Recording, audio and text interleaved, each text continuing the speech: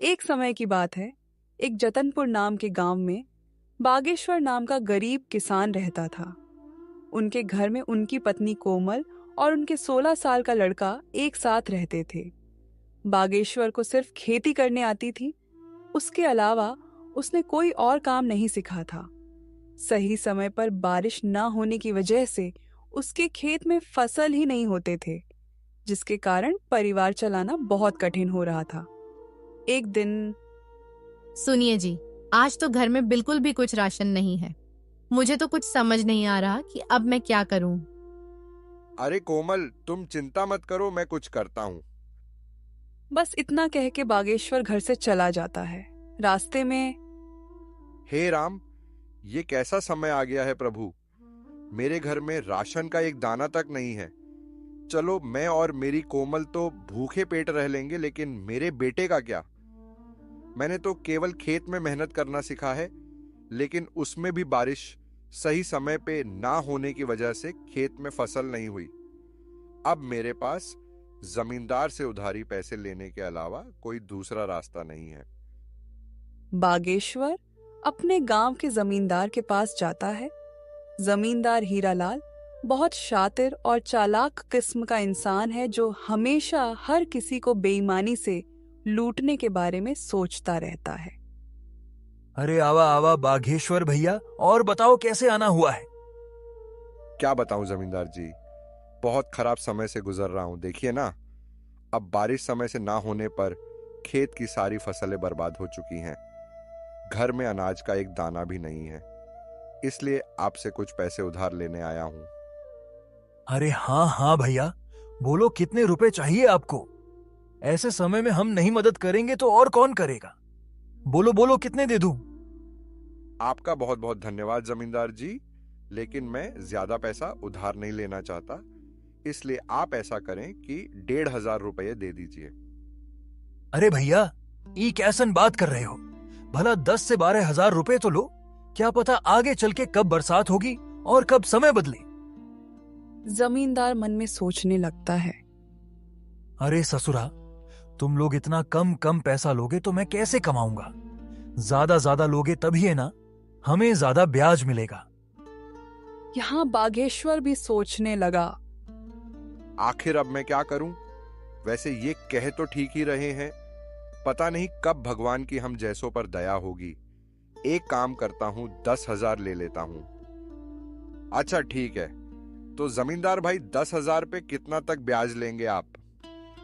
देखो बाघेश्वर भैया, 10,000 के 10% प्रति महीना। लेकिन आप तो अपने ही आदमी हैं, आपस में क्या धंधा करें।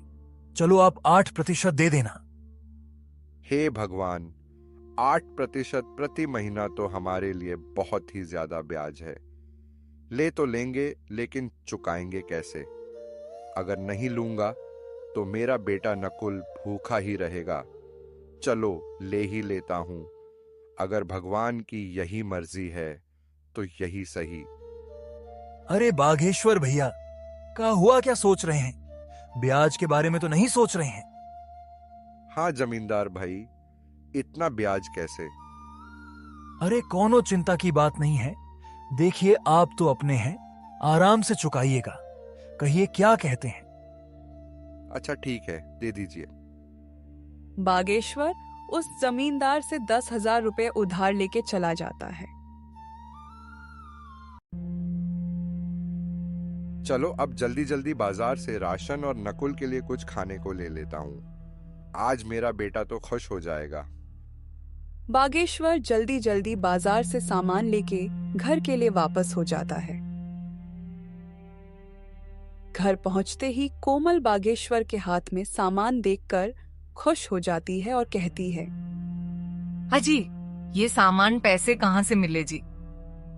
देखो कोमल, मुझे पता है तुम मुझ पर गुस्सा करोगी, लेकिन मेरे पास और कोई चारा भी नहीं था।